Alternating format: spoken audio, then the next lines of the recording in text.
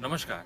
आज मैं बात करने जा रहा हूँ डाइट एंड लाइफस्टाइल मॉडिफिकेशन यानी कि खान पान और जीवन शैली के बदलाव जो एक एसिड रिफ्लक्स, एसिडिटी और जीईआरडी के मरीज को अपने जीवन में लाने चाहिए।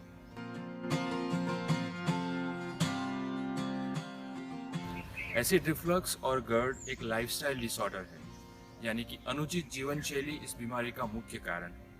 अभी के समय की बदलती जीवन शैली, पश्चिमी तौर तरीके और जंक फूड की ज़्यादा मात्रा में उपयोग की वजह से ये बीमारी काफ़ी तेज़ी से बढ़ रही है और इसीलिए खान पान और जीवन शैली के बदलाव न केवल इस बीमारी के इलाज का एक अभिन्न हिस्सा है पर इस बीमारी को रोकने के लिए भी बहुत आवश्यक है। एसिड रिफ्लक्स और जीईआरडी के हर एक मरीज के लिए खान पान और जीवन शैली के बदलाव बेहद ही ज़रूरी है, उनकी समस्या सामान्य हो या ज़्यादा तीव्र और सीवियर। अगर आपकी तकलीफ बहुत ज़्यादा है तो आपको दवाइयाँ या ऑपरेशन की भी ज़रूरत पड़ सकती है, पर दवाइयाँ और ऑपरेशन के साथ में भी ये जीवन शैली और खुराक के बदलाव बेहद ही आवश्यक है अगर आप इस बीमारी को जड़ से निकालना चाहते हैं। तो कौन से जीवन शैली के बदलाव आपको करने चाहिए अगर आप एसिड रिफ्लक्स या जीईआरडी से परेशान हैं? सबसे पहले स्मोकिंग यानी कि धूम्रपान, तंबाकू और मदिरा यानी कि अल्कोहल बंद करें। ये सारी चीज़ें आपकी अन्ननली और जठर के अंदरूनी लेयर, जिसको मिकोजा बोलते हैं, उस पर डायरेक्टली डैमेज करके अल्सर और छाले बनाते हैं। इसके अलावा जठर में से एसिड का उत्पादन भी बढ़ाते हैं और जठर और अन्ननली के बीच में आए हुए वाल्व, एलियस वाल्व को सुस्त और कमज़ोर बनाते हैं। इस सब की वजह से खुराक और एसिड आसानी से ऊपर अन्ननली में जाकर वहाँ पर डैमेज करता है। इसीलिए अगर आपको इसमें से कोई भी आदत है और अगर आप चाहते हैं कि आपका एसिड रिफ्लक्स और एसिडिटी का प्रॉब्लम हमेशा के लिए मिट जाए और आप एक अच्छा स्वस्थ नॉर्मल जीवन जिए, तो सबसे पहले ज़रूरी है कि आप इन आदतों को बंद करें। दूसरा, आपके शरीर का उचित वजन बनाए रखिए। मेदस्विता आपके पेट के अंदर और पेट की दीवार पर चर्बी इकट्ठा करके आपके जठर और एलियस वाल्व पर प्रेशर डालती है। इसकी वजह से हाइटस हर्निया होने की, एलियस वाल्व सुस्त होने की और एसिड रिफ्लक्स होने की संभावनाएं काफ़ी बढ़ जाती है। इसलिए अगर आपका वज़न उचित वज़न से ज़्यादा है तो वज़न कम करने से आपको एसिड रिफ्लक्स की समस्या में काफ़ी फ़ायदा होगा। अगर रोज़ाना आप आधे से 1 घंटे के लिए एक्सरसाइज करते हैं तो उससे वज़न और एसिड रिफ्लक्स की समस्या तो कम होगी ही, पर उसके साथ साथ स्वास्थ्य संबंधित अनेक फायदे आपको दिखेंगे। आप वॉकिंग, साइकिलिंग, जॉगिंग, स्विमिंग या आपकी पसंद का कोई भी और स्पोर्ट्स एक्टिविटी कर सकते हैं। सिर्फ एक बात का ध्यान रखिएगा कि एक्सरसाइज से पहले आप खाना न खाएं, वरना एक्सरसाइज के दौरान एसिड रिफ्लक्स होने की संभावनाएं बढ़ जाएं। तीसरा, मानसिक तनाव और चिंता कम करें। साइंटिफिक स्टडीज में ये प्रूव हुआ है कि मानसिक गतिविधि और पाचन प्रक्रिया एक दूसरे के साथ काफ़ी गहराई से जुड़ी हुई है। मानसिक तनाव न केवल जठर में से एसिड का उत्पादन बढ़ाता है पर जठर और आंत की गतिविधियों को भी प्रभावित करता है। मानसिक तनाव की वजह से एसिड रिफ्लक्स की समस्या अनेक गुना बढ़ जाती है। इसलिए अगर रोज़ाना आप केवल 10 मिनट के लिए भी अगर मेडिटेशन करते हैं या मन और शरीर को रिलैक्स और शांत करने के लिए कोई और एक्टिविटी करते हैं तो आपकी एसिड रिफ्लक्स और दूसरी पाचन संबंधित समस्याओं में लंबे समय के लिए काफ़ी फायदा मिलता है। खाने पीने और सोने के समय को नियमित रखें। नियमित समय पे खाएं, खासकर दोपहर और रात का खाना लेट से ना खाएं। खाने के बाद तुरंत लेट न जाएं।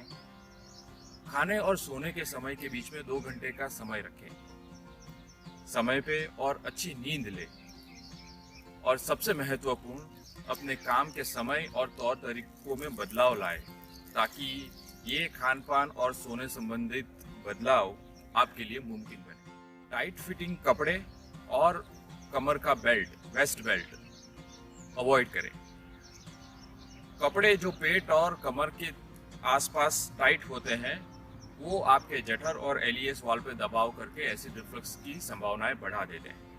इसीलिए अगर आपको एसिड रिफ्लक्स का प्रॉब्लम काफ़ी सीवियर है तो आपको ऐसे कपड़े और बेल्ट अवॉइड करने चाहिए जो आपके पेट और कमर के आसपास टाइट हो। सोते समय सिरहाने का हिस्सा 5 से 7 इंच ऊंचा रखें। अगर आपको एसिड रिफ्लक्स की समस्या बहुत सीवियर है और खासकर रात को सोते समय आपको तकलीफ ज़्यादा होती है, खासकर खाना और एसिड ऊपर आके नींद में खांसी होती है, तो सोते समय सिरहाने का हिस्सा 5 से 7 इंच ऊंचा रखने में आपको नींद के समय होने वाली समस्या में काफ़ी फायदा मिलेगा। हालांकि इतने सीवियर प्रॉब्लम वाले मरीजों के लिए लेप्रोस्कोपिक ऑपरेशन सबसे उचित इलाज है, जिसके बाद में सिरहाना ऊपर रख के सोने की ज़रूरत नहीं पड़ती है। फिर जब तक आप ऑपरेशन का विचार कर रहे हैं और ऑपरेशन करवाते हैं, तब तक ऐसा करने से आपको एसिड रिफ्लक्स की समस्या में काफ़ी सुधार दिखेगा। एक बात का ध्यान रखें कि केवल सर के नीचे तकिए बढ़ाने से आपको फ़ायदा नहीं मिलेगा। आपको ये ध्यान रखना है कि आपका पेट का ऊपरी हिस्सा और छाती का हिस्सा ऊंचा रहना चाहिए, तभी आपको इसका फ़ायदा दिखेगा। खान पान के कौन से बदलाव आपको करने चाहिए अगर आप एसिड रिफ्लक्स, एसिडिटी और GERD से परेशान हैं? आप क्या खाते हैं उससे कहीं अधिक महत्वपूर्ण है कि आप कितनी मात्रा में खाते हैं और कैसे खाते हैं।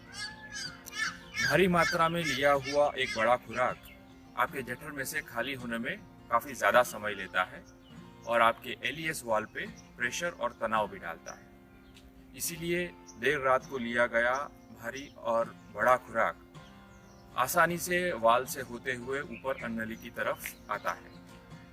खुराक के साथ साथ जठर में बना हुआ एसिड भी ऊपर आता है और अगर खाना तीखा, मसालेदार, चर्बीयुक्त और तला हुआ हो तो तकलीफ और भी बढ़ जाती है। इसलिए एक साथ ज़्यादा मात्रा में खाने के बजाय आपको कम मात्रा में खाना दिन में 4 से 5 बार खाना चाहिए। खाना खाने के बाद तुरंत लेटे नहीं या कसरत ना करें। खाना तनाव मुक्त वातावरण में स्वाद लेके धीरे से खाएं, जल्दबाजी में बिल्कुल। कौन से खुराक आपको अवॉइड करने चाहिए? कई खाने के और पीने के पदार्थ एसिड रिफ्लक्स होने की संभावना और तीव्रता बढ़ाते हैं। कुछ खुराक जठर में से खाली होने में ज़्यादा समय लेते हैं, तो कुछ खुराक जठर में से एसिड का उत्पादन बढ़ाते हैं या खुद एसिडिक नेचर के होते हैं, और कुछ खुराक LES वाल्व को सुस्त बनाकर एसिड रिफ्लक्स की संभावनाएं बढ़ाते हैं। पर कौन से खुराक से एसिडिटी होती है वो हर इंसान से इंसान अलग होता है। इसीलिए आपको अपने खान पान के तरीके और अपनी तकलीफों का बारीकी से विश्लेषण करना चाहिए, और जो चीज़ें खाने से आपको एसिडिटी होती है वो चीज़ें आप अवॉइड करें, न खाएं या कम मात्रा में खाएं। सामान्य तौर पर ये सारी चीज़ें आपको कम खानी चाहिए या न खानी चाहिए अगर आपको एसिड रिफ्लक्स होता है। पहला, तीखी, मसालेदार, तली हुई और चर्बीयुक्त चीज़ें, चाय, कॉफ़ी, कोल्ड ड्रिंक और अन्य गैस युक्त पदार्थ,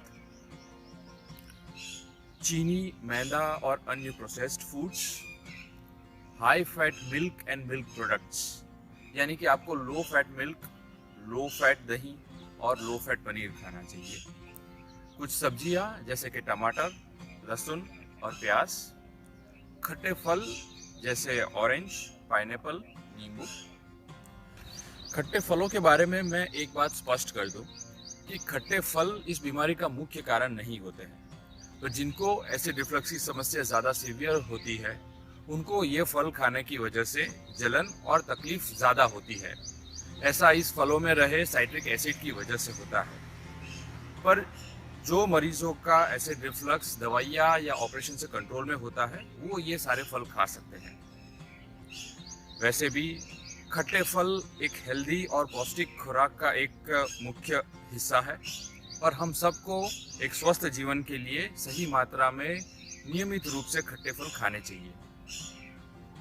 इसीलिए अगर आपको इलाज के बावजूद भी खट्टे फल से प्रॉब्लम होता है तो आपको अपने डॉक्टर से मिलना चाहिए और इलाज में ज़रूरी बदलाव करना चाहिए। आशा है कि ये सारी बातें आपको कहीं ना कहीं किसी न किसी रूप में मददरूप होगी इस बीमारी से निकलने के लिए और एक स्वस्थ, नॉर्मल और हेल्दी जीवन जीने के लिए। मेरी आपको शुभकामनाएं।